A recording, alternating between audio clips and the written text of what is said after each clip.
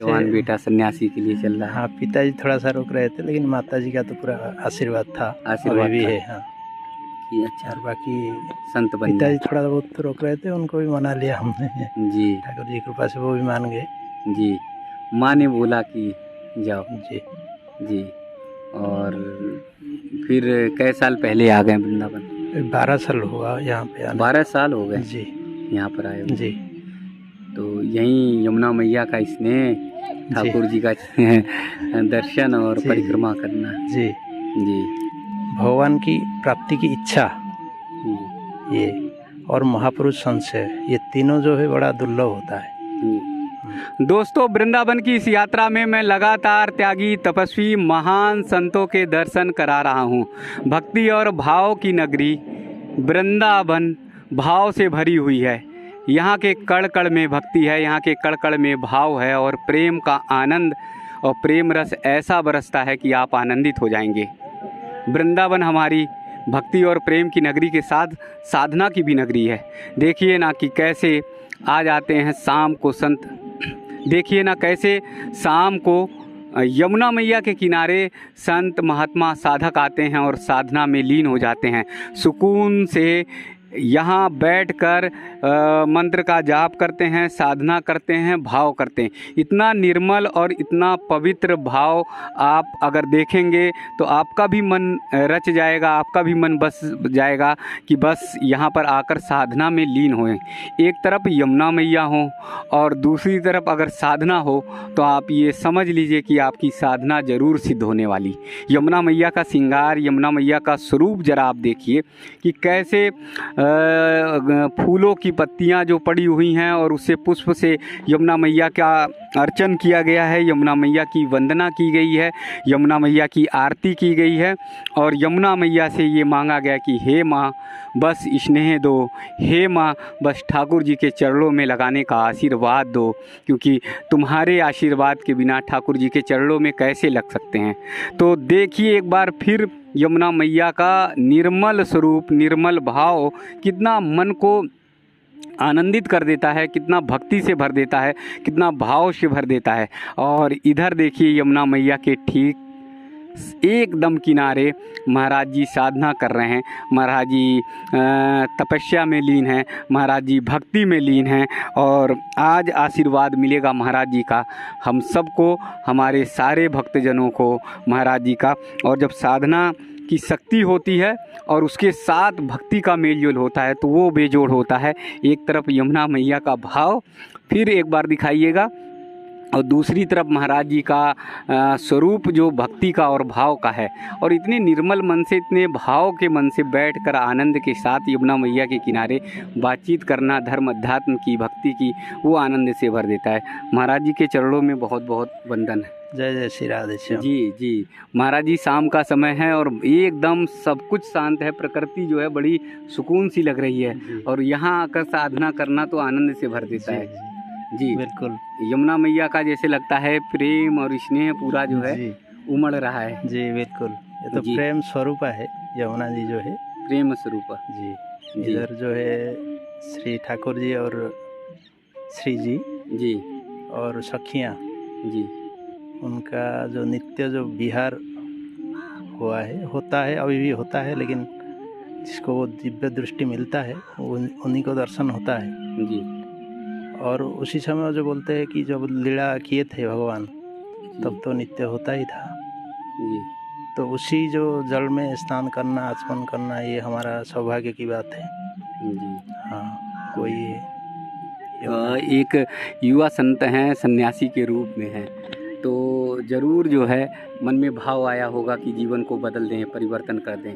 तो कैसा भाव आया कि जीवन को परिवर्तन करने के लिए निकल गए? ये तो संतों की वाणी से जी। और भगवान की कृपा से जी। वो आता है भाव, जी। जो भी थोड़ा बहुत आता है जी। भगवान के प्रति, वो संतों की वाणी के द्वारा और भगवान की कृपा से ही आता है। और वो कृपा ही आगे बढ़ा के भी ले जाता है, आगे आगे। जी। वही कृपा का आश्रय लेके ही हमको चलना चाहिए। जी। तो ऐसे ही मन में भाव आया और निकल पड़े। जी। तो कहाँ से निकल पड़े, किस प्रांत से महाराज जी? ऐसे तो शरीर उड़ीसा का है। अच्छा, उड़ीसा जी। का। जी जी। ऐसे तो बालपन से आ गए थे हम। बालपन से तो कुछ ऐसे कार्य कर रहे थे। अच्छा हाँ, तो अच्छा, घर गृहस्थी के परिवार। गृहस्थी तो नहीं थे, हाँ, मतलब मतलब घर शादीशुदा पर। नहीं है ऐसे। जी। अभी 30 साल के बाद ही हम अच्छा, सब छोड़ के आए। सब छोड़ कर आ गए। जी। अच्छा, घर परिवार के लोगों ने रोका होगा नहीं कि ऐसे, जवान बेटा सन्यासी के लिए चल रहा है। हाँ पिताजी थोड़ा सा रोक रहे थे, लेकिन माताजी का तो पूरा आशीर्वाद था, आशीर्वाद अभी भी था। है। हाँ, कि अच्छा और बाकी संत बन पिताजी गए। थोड़ा बहुत रोक रहे थे, उनको भी मना लिया हमने। जी ठाकुर जी की कृपा से वो भी मान गए। जी। माँ ने बोला कि जाओ। जी। जी। और फिर कई साल पहले आ गए वृंदावन? 12 साल हुआ यहाँ पे आने। 12 साल हो गए जी यहाँ पर आए हुए। जी तो यहीं यमुना मैया का स्नेह, जी ठाकुर जी का दर्शन और जी परिक्रमा करना। जी, जी यही है। इधर अपने ब्रह्मर्षि वाटिका में रहते हैं। जी यहीं पे अपना भागवत जी का स्वाध्याय भी होता है, जी और गीता जी का, जी और बाकी सत्संग होता है। जी। और यहीं पे शाम तो को आरती कोई कर ऐसी लेते हैं। भाव कैसे, मतलब कौन सा भाव उठा कि नहीं अब संत बनना है? नहीं, संत बनना है, देखिए ये तो शरीर तो नष्टशील है ना। नष्टशील। शरीर जो है, शरीर और संसार जी। दोनों तो नश्वर है। हाँ नश्वर है। जी और वो नित्य जो है नष्ट होते ही जा रहा है। जी इसको देखने से और भगवान की कृपा से ये थोड़ा सा दृष्टि इधर जब जाएगा, जी तब तो एक अपने अंदर से लगन लगेगा ही कि हम कैसे जो है वो अविनाशी तत्व को कैसे प्राप्त करें, जी। जो कि कभी नष्ट नहीं होता है। जी। नहीं तो हम यही विनाशी चीज़ों में ही रह जाएंगे, तो हमारा क्या फ़ायदा हुआ। मनुष्य शरीर जो मिला था अविनाशी तत्व को प्राप्त करने के लिए, क्योंकि बोलते भागवत जी में आता है कि 3 चीज़ दुर्लभ होता है ना। मनुष्य देह एक दुर्लभ होता है, जी और भगवान की प्राप्ति की इच्छा, ये, और महापुरुष संशय, ये तीनों जो है बड़ा दुर्लभ होता है। तो ये तीनों दुर्लभ, इसमें हमको तो एक तो पहले मिल गया, मनुष्य शरीर मिल गया, जी और उसमें थोड़ी सी अगर हमारा भगवान के प्रति रुचि हो रही है, जी तो हमको ज़रूर महापुरुष की खोज करना चाहिए, जी और उस तरफ आगे बढ़ना चाहिए भगवान की कृपा की आश्रय लेकर के। जी जी, तब भगवान जो है ज़रूर। जी। तो इन 10-12 साल की यात्रा में कहाँ तक पहुँचे, और ये क्या तो अंतर मन में जगह ये तो और यात्रा पाया? जो है आनंद की यात्रा है। आनंद की है। जी। जी अभी जी वो तो जैसे जो मतलब प्राप्त करने की इच्छा है वो तो पाया नहीं। जी आप बोले तो इसमें तो ये इच्छा नहीं जी। था फिर भी, जी जी लेकिन अभी गति मतलब रास्ता में है। है। जी और इस आनंद की यात्रा में जो है, यात्रा बढ़ती जाती है, जी चलती जाती है। जी। और यात्रा में आत्मा तो जो है शरीर छोड़कर निकल जाती है। यात्रा आत्मा जब तक आत्मा जो बोलते हैं, जी आत्मा तो परमात्मा का अंश ही होता है। जी जी आत्मा मतलब स्वयं को बोलते हैं आत्मा। तो जी स्वयं को जब तक हम अनुभव नहीं कर लेते, जी स्वयं को जब तक हमारा स्वरूप को या भगवान का अनुभव जब तक नहीं होता है, तब तक तो ये यात्रा ऐसे ही चलता रहेगा। चलता रहता लेकिन अभी है। जी। जैसे भगवान की कृपा होगी, सभी को पता है कि इस यात्रा में आत्मा जो है परमात्मा से मिल जाती है, फिर भी अपने जीवन को बदलता नहीं, राग देश में लिपटा रहता है। हाँ वो तो ऐसे होता है कि इसको ही भगवान की माया बोलते हैं। माया। हाँ, जी जी इसको ही भगवान की माया बोलते हैं। हाँ। लेकिन इस जैसे महापुरुष का वाणी और शास्त्र का वाणी मिलता है, थोड़ा सा सावधानी होकर के जो जहाँ पे है वो वहाँ से चल देना चाहिए, आगे चल देना चाहिए। थोड़ा सा विचार करना चाहिए क्या अच्छा। कि हम जो भी कर रहे हैं ना, जी वो किस लिए कर रहे हैं। अच्छा पूरा दिन रात तो लगे ही है, जी वो भी लगे हैं, और साधन में भी अपने लोग भी लगते हैं।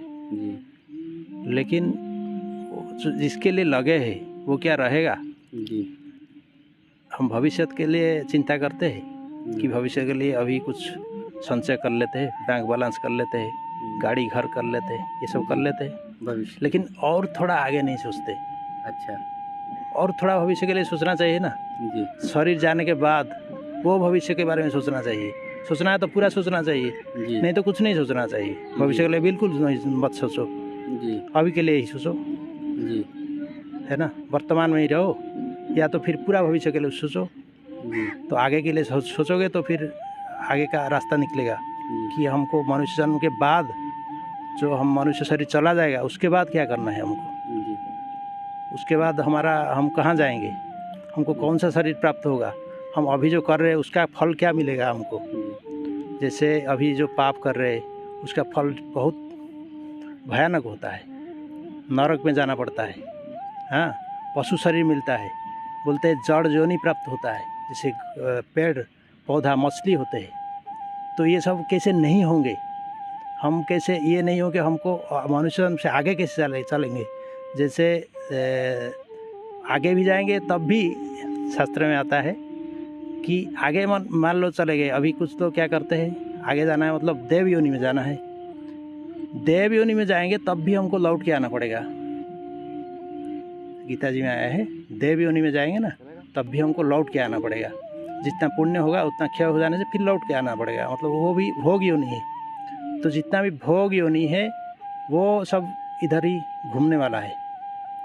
तो चाहे नरक में जाओ, चाहे कीड़ा बनो, चाहे देव योनि में जाओ, तीनों में हमको ये चक्कर में 84 लाख के चक्कर में घूमना पड़ेगा। एक ही उपाय है, वो है भगवान को अगर जो प्राप्त कर लिया, जो त्रिगुणातीत अवस्था को प्राप्त कर लिया, ये मनुष्य शरीर में वो हो सकता है, ये मनुष्य शरीर में वो हो सकता है। वही बोले है ना, दुर्लभो मानुषो देहो देहिनाम क्षण भंगुर तत्रापि दुर्लभम मन्ये वैकुंठ प्रिय दर्शनम। ये बड़ा दुर्लभ होता है जी। कौन सा? मनुष्य शरीर। मनुष्य शरीर किस लिए दुर्लभ होता है? जी। ये नश्वर है, नष्ट हो जाएगा, फिर भी ये दुर्लभ है। क्यों दुर्लभ बताया गया? जबकि देवताओं का जो शरीर है वो तेजोमय शरीर है। तेजोमय है। तेजोमय शरीर होने पर भी वो उससे फिर गिरना पड़ता है। जी। लेकिन ये दुर्लभ है शरीर, नश्वर होने पर भी दुर्लभ इसलिए क्योंकि इससे हम त्रिगुणातीत अवस्था को प्राप्त कर सकते हैं।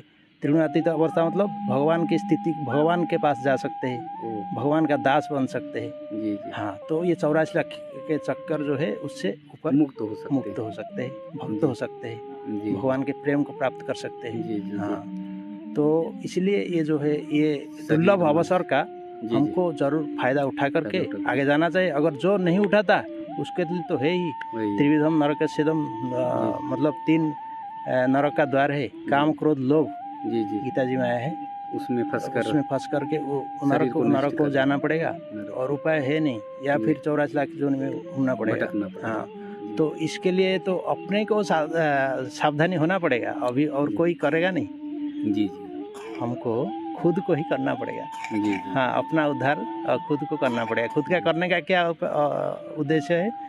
मतलब खुद को सावधानी होकर के लगना पड़ेगा, तभी दूसरे लोग सहायता कर देंगे। जैसे महात्मा है, शास्त्र है, वो सहायता करेंगे जाने के लिए, बता देंगे कि ये करो, तभी जाएंगे हम। अभी हम चलेंगे ही नहीं, हम इधर ही उल्टा मुंह करके रखेंगे तो फिर कैसे? तो वो तो दुख पाना पड़ेगा। जी। महाराज जी ने बहुत सार में ये समझा दिया है कि दुर्लभ शरीर है और इस दुर्लभ शरीर का हमें लाभ उठाना चाहिए भगवत भजन में, सत्कर्म में, अच्छे काम में। महाराज जी ने कहा है वरना आप काम क्रोध लोभ इन 3 नरक के द्वार में फंसकर अपने जीवन को नष्ट कर लेंगे, अपने जीवन को बर्बाद कर लेंगे। तो अगर ये शरीर भगवान की कृपा से, परम पिता परमेश्वर की कृपा से हमें मिला है तो उसका लाभ उठाइए, भगवत भजन करिए, अच्छे काम में, नेक काम में लगिए। फिर पावन पुनीत यमुना मैया को देखिए, यमुना मैया के स्वरूप को देखिए कि कैसे जो है फूलों से नहा उठी हैं, भव्य श्रृंगार है, अद्भुत श्रृंगार है, और इस अद्भुत श्रृंगार के साथ जो है महाराज जी साधना में लीन हैं। तो ये देवराहा बाबा का घाट है जहाँ पर बैठकर मन को सुकून मिलता है, मन को शांति मिलती है और मन भाव और भक्ति से भर जाता है। वृंदावन की इस यात्रा में लगातार त्यागी तपस्वी महान संतों के दर्शन ऐसे ही ठाकुर जी राधा रानी जी की कृपा से मैं कराता रहूँगा।